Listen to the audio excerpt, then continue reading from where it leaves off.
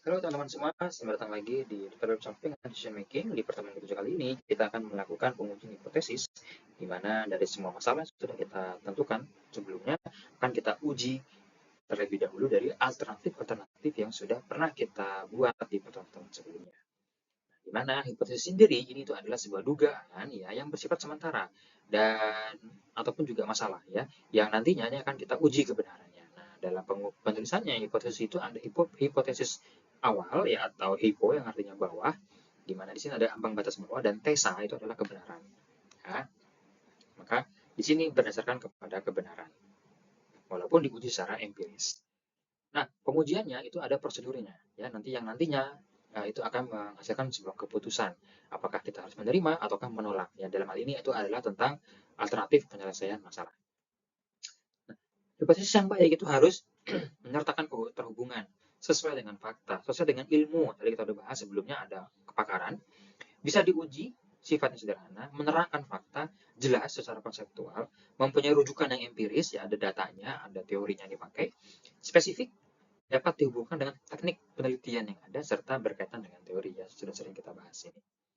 Nah, ada hipotesis nol di mana ini adalah awalnya, di mana ini bisa dibilang hipotesis aslinya, ya, di mana mungkin kita menetapkan bahwa ini problem tidak bisa selesai itu H0.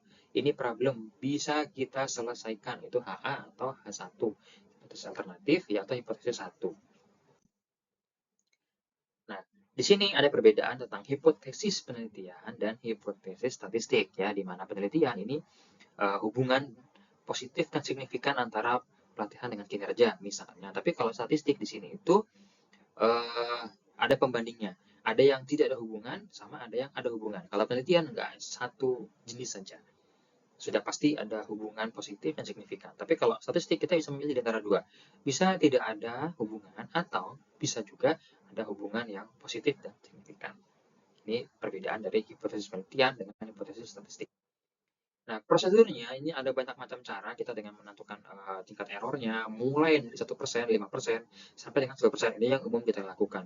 Nah, dalam pengujian ini kita bisa menguji nanti nilai H0 dengan menentukan hasil nilai ujinya, tergantung rumus yang kita pakai, uji T, uji Z, uji F, ya, ataupun mungkin juga dengan uji X kuadrat. Ini nanti semua ada di lebih detailnya mengenai statistik. Nah, di sini berdasarkan tingkat penjelasannya, pengujian statistik itu atau hipotesis itu tidak hanya terletak kepada sebuah hubungan, tapi juga bisa berupa sebuah komparatif atau juga secara deskriptif. Kalau secara deskriptif, kita bisa menguji hipotesis apakah daya tahan TV merek P itu sebenar 11.500 jam. Kalau komparatif, apakah daya tahan TV merek P lebih baik daripada daya tahan TV merek Q? Nah, ada lagi yang keterhubungan tadi, asosiatif.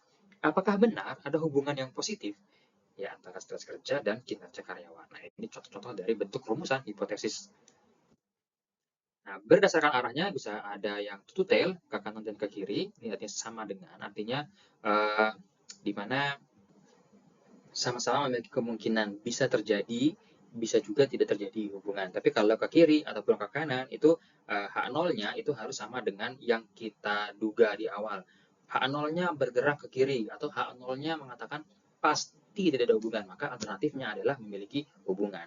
Atau misalnya H0-nya bilang sudah pasti ada hubungan, nah maka alternatifnya adalah ya tidak ada hubungan. Nah ini arah dan bentuk formulasi dari hipotesis. Kira-kira seperti itu. Nah, kesalahannya biasanya itu ada pada pemilihan hipotesisnya saja. Kita bisa terima ataupun tolak. Nah, ini semua bergantung kepada hasil uji empirisnya tadi ya.